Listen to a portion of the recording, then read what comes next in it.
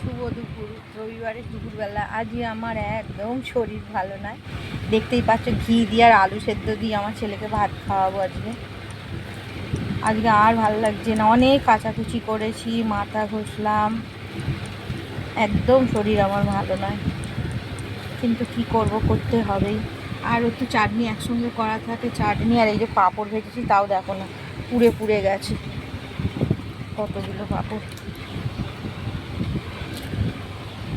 গ্যাসটা খুব জোরে দিয়ে দিয়েছি আর পুড়ে পুড়ে গেছে।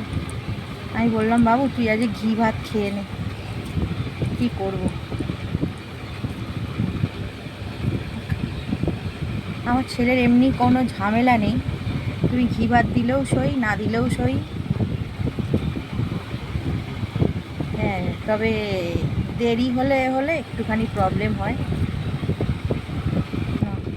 খেয়ে নাও মা, মা হাতে নাও মা। আমার তোমার আজকে ঘি ভাত ভালো লাগছে না খেতে? তোমার ভালো লাগছে না ঘি ভাত খেতে? একদিন খেয়ে নাও মা। দেখলে তো কত মাম্মা সকাল থেকে কম্বল, তোমার কম্বল সব কাচলাম, আমাদের কম্বল।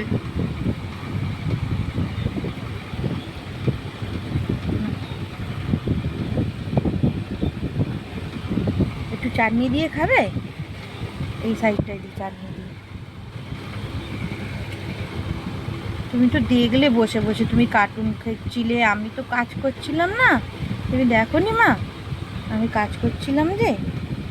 খেয়ে নাও, আমার সোনা ছেলে, আমার এমনি লক্ষ্মী ছেলে জানো, কত কত লক্ষ্মী ছেলে আমার।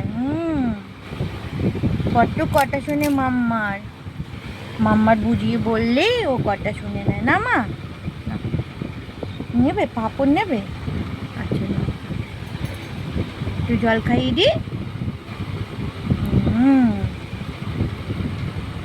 বল আমাদের এখানে খুব গরম পড়েছে, তোমাদের ওখানে গরম পড়েছে?